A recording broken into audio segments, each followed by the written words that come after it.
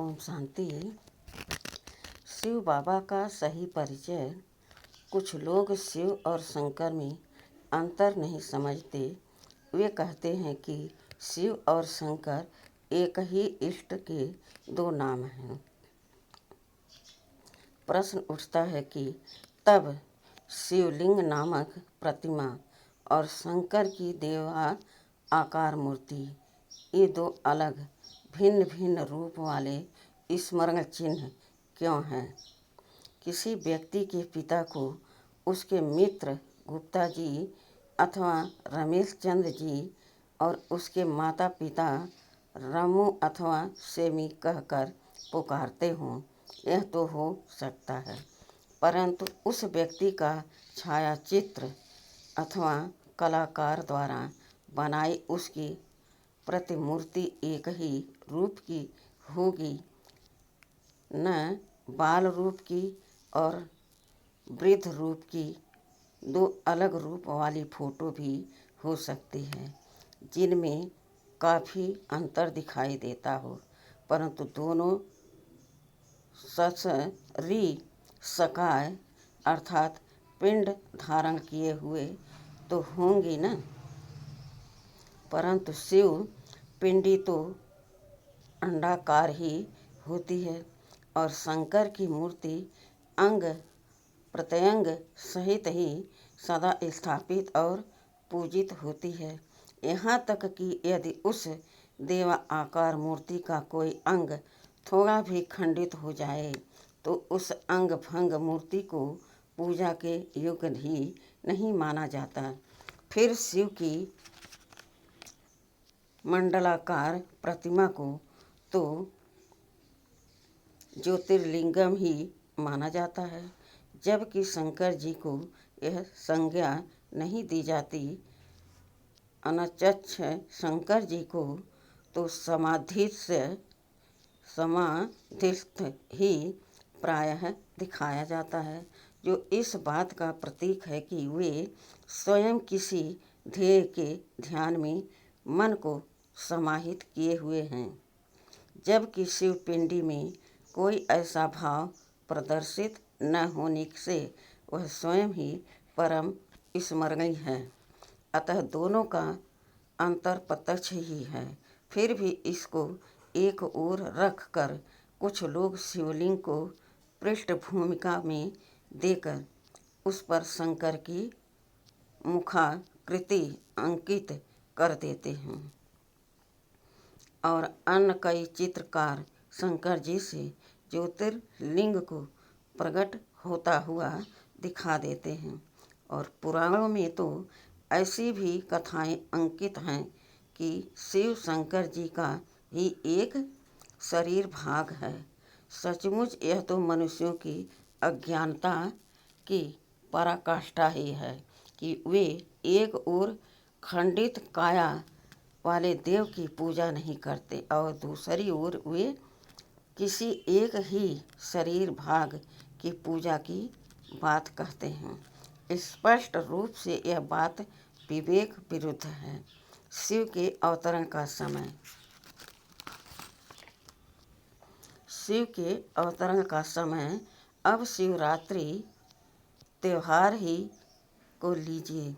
यदि हम रात्रि शब्द का भाव कृष्ण पक्ष की कोई रात्रि लें तो मास या वर्ष में कुछ एक रात्रियों को पूजा कर लेने से अथवा व्रत रख लेने से तो एक सीमित ही लाभ होगा। सोचने की बात यह भी है कि ये दिन और रात तो हम चर्म चक्षुधारी यह लोकवासी जन्म मरणाधीन जागृति सुषुप्ति आदि अवस्थान्तर के वशीभूत मनुष्य आत्माओं ही के लिए है। त्रिनेत्री त्रिकालदर्शी सदा जागती ज्योति परमात्मा शिव के लिए इस प्रकार के दिन या रात शुक्ल पक्ष या कृष्ण पक्ष का क्या भेद। अतः यह समझना कि फाल्गुन मास हमारी काल गणना अनुसार देशीय वर्ष का अंतिम मास है। और इस कारण यह कल्प के अंतिम भाग का प्रतीक है और इस मास के कृष्ण पक्ष की 14वीं तिथि की अंधेरी रात के 12 बजे का समय घोर अज्ञान, अंधकार और तमोगुण की पराकाष्ठा का प्रतीक है। ऐसा समझने में ही लाभ है। यदि हम ऐसा समझेंगे तो हम केवल एक अंधेरी रात को जागने मात्र का पुरुषार्थ नहीं, बल्कि इस कलयुगी अज्ञान अंधकार के समय को रात्रि मानकर हम इसमें आध्यात्मिक जागृति का प्रयत्न करेंगे। हम केवल इन स्थूल नेत्रों को रात्रि के 10-12 घंटे खुला रखने का नाम जागरण न मानकर ज्ञान चक्षु अथवा प्रज्ञा नेत्र को खुला रखने को ही जागरण मानकर सतर्क रहने का यत्न करेंगे।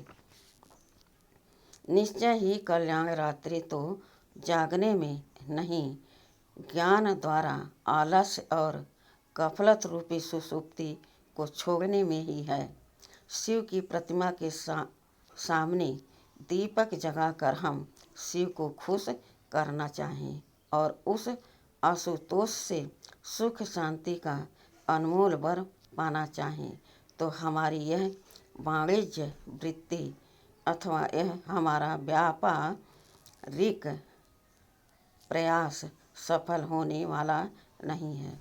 यह तो अब तक के अपने अनुभव से हर एक व्यक्ति जान ही गया होगा।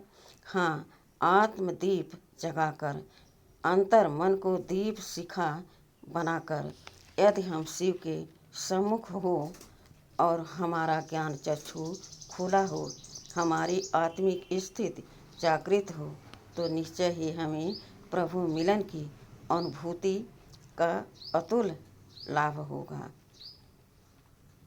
व्रत और उपवास को सही रूप में मनाने से लाभ है और अभक्षय का भक्षण न करना व्रत है। प्रतिज्ञा ही का नाम तो व्रत है। जब हम किसी वर्ज्य अथवा निषिद्ध कर्म को न करने की प्रतिज्ञा करते हैं तो गोया हम दूसरे शब्दों में व्रत लेते हैं। ऐसा व्रत एक दिन के लिए ही क्यों, वर्ष के 36, 3, 6, 4 अथवा 3, 6, 5 दिन तो मन को व्रत तोड़कर निवृत्त होकर रहने की छूट हो और एक दिन वह व्रती बन जाए। यह तो गोया 90% चूहे खाकर बिल्ली हज को चली वाला किस्सा है। इसी प्रकार आगे पीछे तो मन विषय विकारों में वास करें और एक दिन अथवा एक रात्रि को उपवास करें अथवा शिव में निवास करें तो उसमें लाभ भी क्षणिक और अल्पयोम न्यूहीन ही होगा। शिव बाबा भोले भंडारी से एक कण दाना ही मिलेगा। वास्तविक उपवास तो ज्योति स्वरूप शिव में मन का स्थायी वास ही है। प्रेम द्वारा मन का शिव के निकट होना ही उपवास है। अक के फूल को ठीक अर्थ में समझने से लाभ है।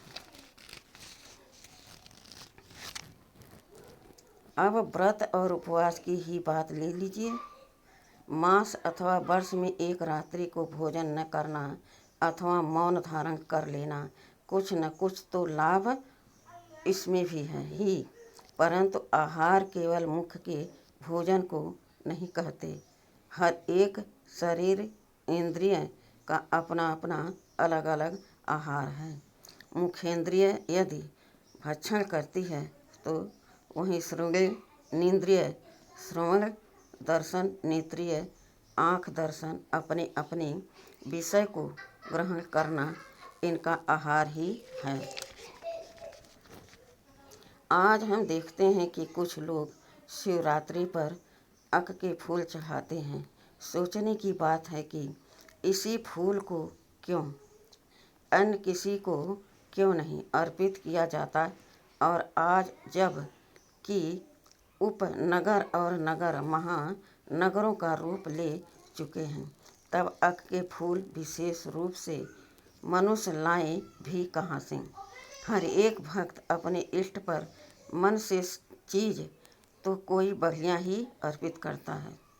वैष्णव लोग अपने इष्ट को 5, 6 या 3, 6 प्रकार के भोग नित्य न भी लगाएं, तो जब कभी भोग की बात हो तब कोई अच्छा सा भोग या लड्डू, बूंदी, बर्फी आदि का प्रसाद तो लगाते ही हैं।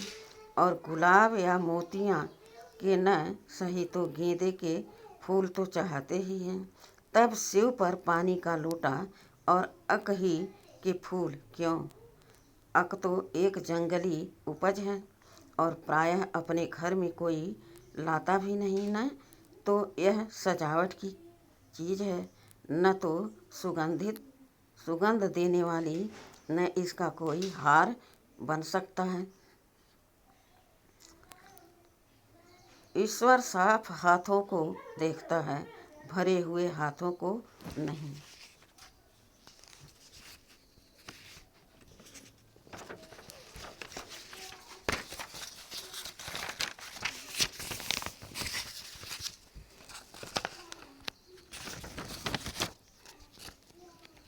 न गुलदस्ता। तब बगीचे के अनेक प्रकार के फूलों को छोड़कर इन जंगली फूलों को अर्पण करने के पीछे कोई तो रहस्य होगा ही। अवश्य ही यह मनुष्य की सुगंधहीन, सौंद, नरहीन, नागरिकता एवं सुशोभितता रहित किन्हीं जंगली आदतों का सूचक मात्र है। यह इष्ट देव के प्रति श्रद्धा या परम स्नेह ही का सूचक न होकर उसे सौंप देने ही के लिए उस पर चढ़ाया जाता है।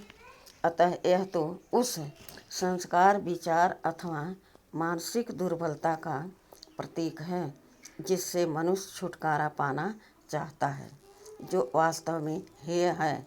न तो वह प्रसाद की वस्तु है, न उपहार की, वह तो चढ़ाने ही की वस्तु है और उस पर ही छोड़ देने की चीज़ है, ताकि वह हमारे पास न रहे।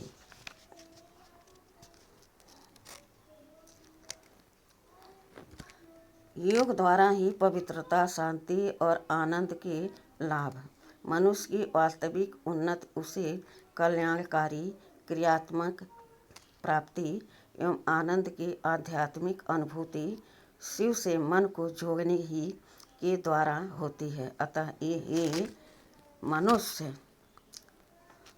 शिव से मन को जोड़ने की ही के द्वारा होती है। अतः हे मनुष्य, थूती विधाता की बातों को छोड़ कर अपनी उन्नति, अपने आध्यात्मिक लाभ की बात सोचते हुए तू ज्योति शिव से योग लगा। भांग की बात हमने यह वार्तालाप की बात से शुरू की थी।